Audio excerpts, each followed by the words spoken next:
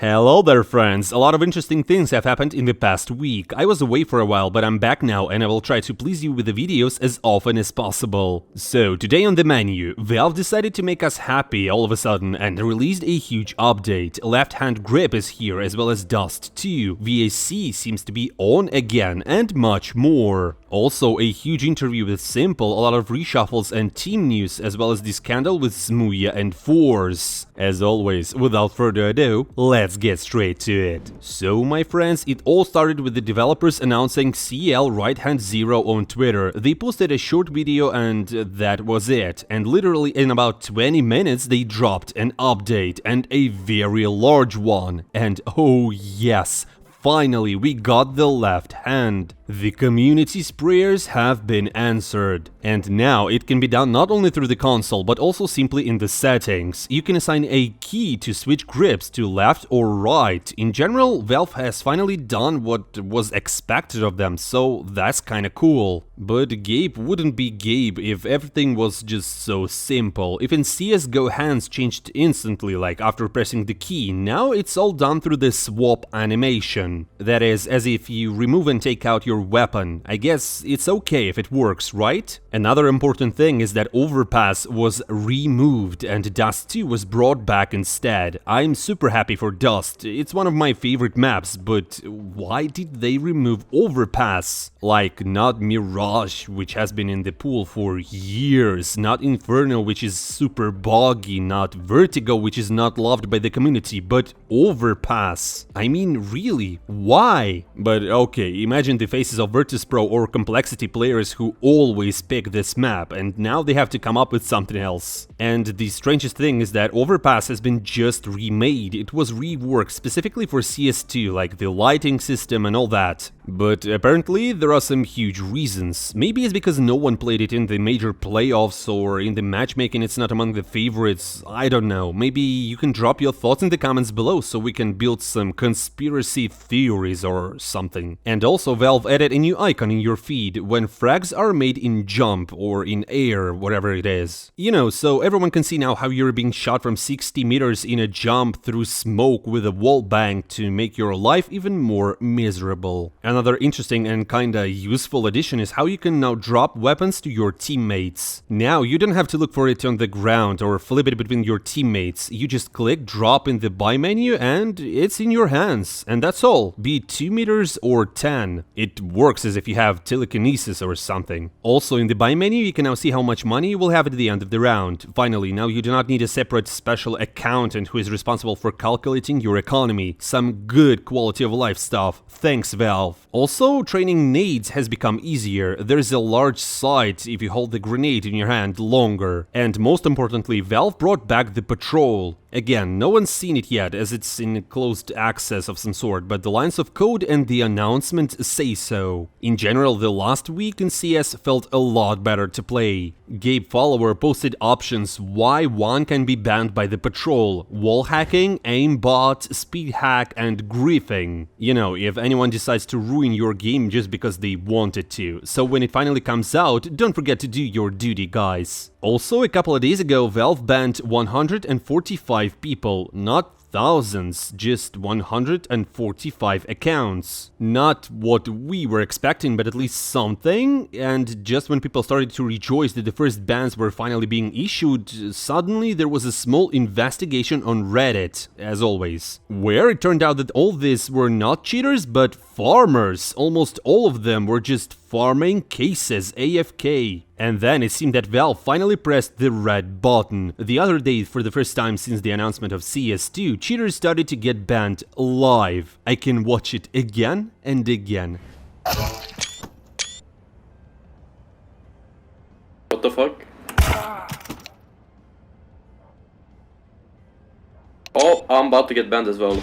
Yeah, true, not so many accounts got banned, and as I realized, suffered mainly those who just play with cheats after the update. All other cheaters live and prosper, but in the opinion of Gabe Follower, such VAC hype is very important because cheaters no longer feel invincible. And you know what, bros? Yesterday I played like 5 matches on 20k and only in one game I got a blatant wallhack user. The rest either just played smartly and hid their cheats or just didn't use them. And not a single scout tornado. Then another update came out, and as data miners suggest, VAC began to, like, work for real. If it catches a non-standard game, it cancels the match and bans the suspicious player for 24 hours. Apparently, if you get caught again, the ban will be longer. Several screenshots have already appeared on Reddit and Twitter. What does a non-standard game mean? I have no idea, honestly. Apparently, finally the developers have taught the game to understand that if a dude headshots 5 enemies in a second from around the entire map, it's probably a little non-standard, you know?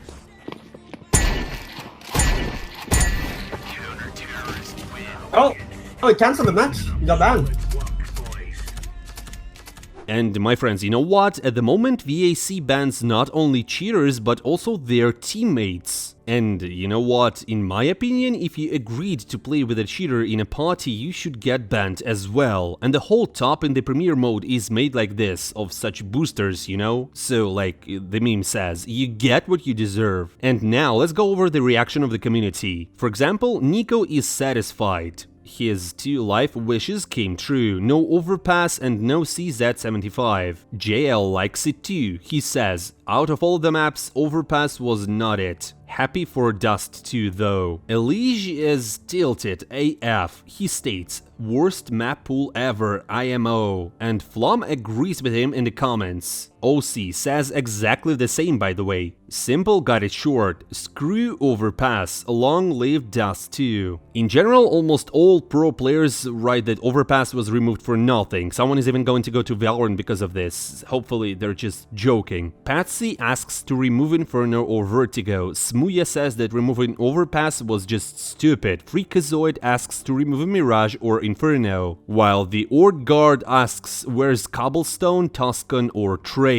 Why do we just have the same maps changing each other and nothing new? A logical question, the answer to which we'll probably never know. My bros, what do you think? Write your thoughts in the comments below. Do you like the current map pool, or is it, like, not that good? I just pray that we will get a Train remake really soon. And also, as I understood, the new map pool will roll only for the next tournaments, because right now on ESL Pro League they still play the old map pool. And now, let's talk about reshuffles and team news. coldzera moved to another Brazilian team. Now he represents the Red Canids. I don't really know what to say here, I don't even know the players from there. I guess the end of the great Brazilian's career is getting closer and closer. And yeah, by the way, there was a huge scandal with Legacy, like coldzera is still in the contract with them and can't play for anyone, so the org asks all the TOs to ban him from playing. And both coldzera and Legacy called for lawyers' help. But if you want to learn more, you just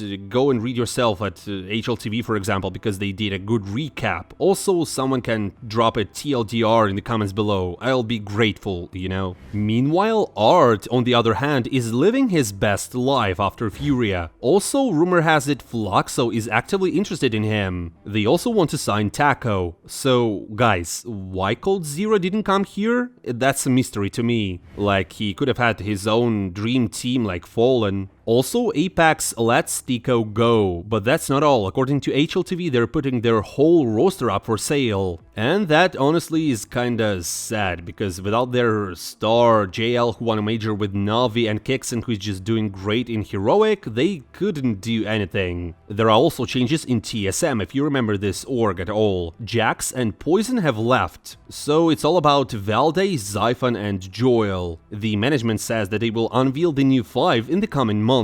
Okay, they had a lot of talk about the new tier 1 squad, star players and all that, but, you know, judging by the results, it didn't work out. And also, you wouldn't believe it, but the reshuffles happened in Cloud9 again. Well, okay, that's a clickbait. Really, it's just a confirmation of old rumors. Hooch said that he's really helping Groove as an analyst or assistant coach. The funny thing here is that he's just helping, not becoming the new coach as many wanted. Alright, also Entropique had some roster changes. They signed Baby Buzz, Regali and Fasher. And honestly, you know what, my bros? They actually now look good. I guess these 5 can make some noise on Tier 2 stage, for sure. Now to interviews. Here's an interesting quote from Electronic about how he plays in Virtus Pro. Every game I get more and more comfortable playing with this lineup. It's pretty hard to adapt to a new team perfectly right away. I think we only practiced for 4 days before the start of EPL Season 19. I think now I have a better understanding of James' coordination style, and the others have a better understanding of how to comfortably play with me. But we still need to develop.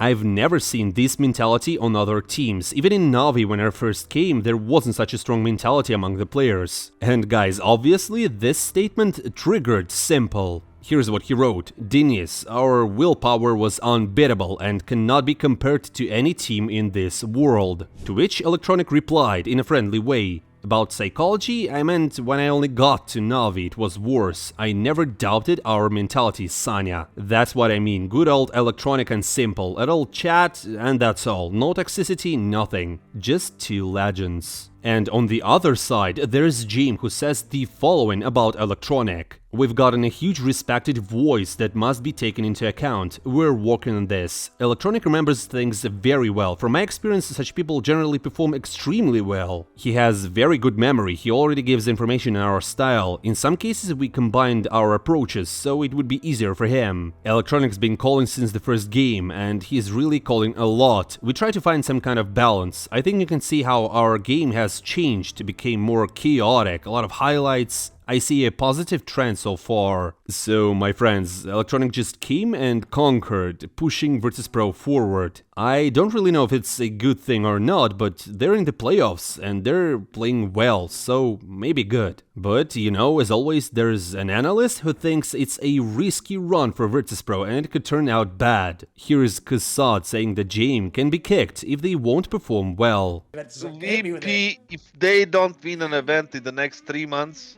or 3 big events, Jame is gonna get sacked. Oh!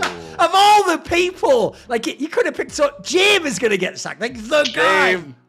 Jame is gonna get sacked. Hit me with this, come on. Right, so now that you have Flit as super aggro player, that you have Electronic, who is an aggro player, and that you have obviously Norbert, who is, you know, he's not super defensive, but he's super supportive and he knows how to play his job, how to play his role and how to do his job properly, more than properly, like actually really good. Now his system is not really working out for those players, as we can see in their, you know, in their games. Fame, obviously he is a defensive-ish player right now, but he's super sharp, very good player overall. He can fit in that system. And, you know, in the when it comes to the rest of the players, I don't think they will be as good as people think they will be, and that's primarily because the IGLing and the system that he is running. So that's why I give him three months or 3 events, whatever you want to do it, like big events, you know, like IEMs and stuff. And if they don't deliver a title, like literally a title, he is gonna be out, and they are gonna pick an Opera and give the IGL role to Electronic. And that Opera might be Modesty, you never know, right? Bro, what are you taking? What are you smoking? I want that too. They haven't even finished their first tournament, and already Jame is gone, and Modesty is signed for Virtus Pro. Guys, as always, don't forget to drop your thoughts in the comments below. And now a part from Simpl's interview to HLTV. He talks about his game and joining Navi. If everything is the same, or a lot of it feels the same, does that mean that you're gonna come back? Are you gonna make a full return to professional Counter-Strike now? Oh, as Blade said, it's a secret. Nobody know. No one know. Everything depends on details. Everything depends on results. As you can see now, you won major. So some plans has changed, you know. Everything depends on who ready to pay buyout. Everything depends on what other professional players will be able. And we need to wait for player break, I guess, because usually before the roster change was right after the major. But right now I feel there's a season and you need to wait for the end of the season. Yeah, we haven't seen too many changes come in, even though a lot of teams were waiting to make changes after the first CS2 major, so it seems like we're waiting for the break even for news about you, is that right? Yes. I mean, right now it's a really good contract, and organizations don't want to sell players. So yeah. You say organizations don't want to sell players, are you including yourself in that? No. I'm telling like about other teams, because when you sell a player, you need to find a replacement for him, and sometimes it's really hard to do this. You mentioned that Navi won the major and so plans changed. What do you mean? It will be a secret. Oh, that's a secret too. Yeah, of course. Everything what's happening around Navi is a secret. I think when Blade said that it was a secret when we asked him about Simpl, he said it's a secret only Simpl knows. Yeah, that's a secret only Blade knows. All right. My friends, I highly recommend watching the whole interview on HLTV's YouTube channel, as it has a couple of more exciting statements in it. But you know what, guys? After each Simpl's interview, I feel like less and less hope that he will return to Navi. Obviously, why should he if they won a major without him? The atmosphere in the team is just great, there is no point in changing anything in the moment. And no one knows what form Simpl is in. And also, I wonder what 4 teams offered him to join. FaZe, unlikely. Vitality as well. Maybe Mouse or G2? I wouldn't be surprised if, like, some Heroic or Complexity, or maybe even Cloud9. But of course, most of all in the last days there was talk about Smooya and Forze, unexpected names. As you know, the team came to the EPL with 2 substitutions, Nickelback and Smooya. And you know what, in the first match they got Monte, and we all remember their past scandals. Considering that Forze is a team sponsored almost directly by Russian government. More drama is added by the fact that Smooya had the flag of Ukraine on his Faceit account, now he changed it to Cameroon though. So Monte couldn't pass by and posted this before the match. Well, in the game itself, most of the attention was focused on Smooya, and you know what? Honestly, he did well. He was really showcasing himself. Yeah, Forze eventually lost in overtimes and went to the lower bracket, but in any case, an unexpectedly cool game from a mix with 2 stand-ins. And they also had to switch to English. It even inspired some hope for fans and analysts. But the following happened next.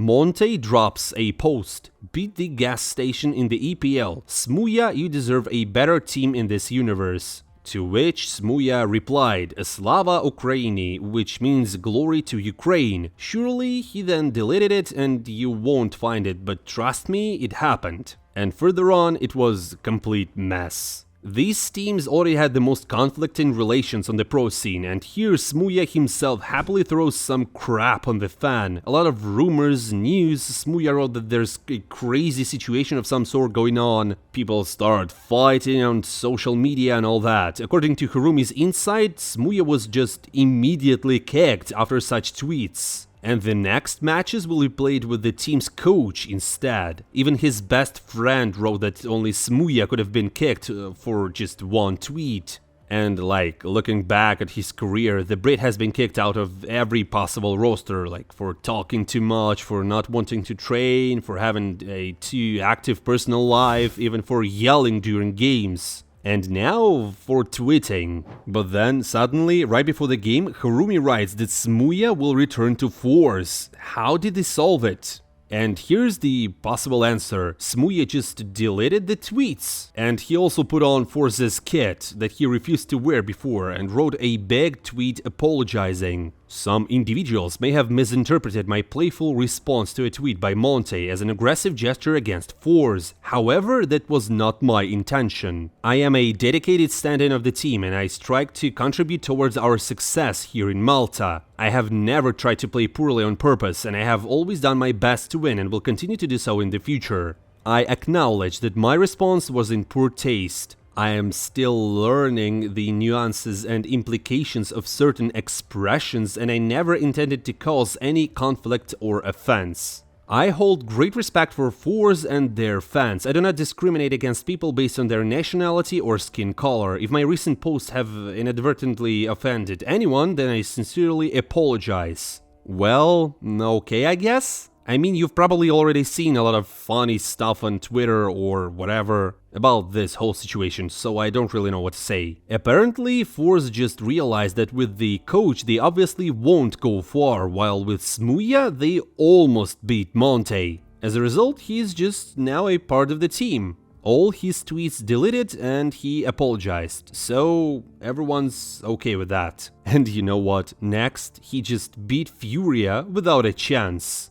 Who would have thought that Forze, with 2 stand-ins and an English-speaking player, will beat a multi-million-dollar squad? I mean, The Brazilians, they're just horrifying. It's a nightmare for the fans. I would not return to their homeland in the next month if I were them. Bros, just drop your Fs and opinions on Furious game in the comments below. What should they do better? Finally, we're done. Thanks for watching. Don't forget to say hi in the comments below, also hit that like button and subscribe to the channel as we've got a lot of CS2 content ahead. As always, I am not saying goodbye for a long time. See you soon.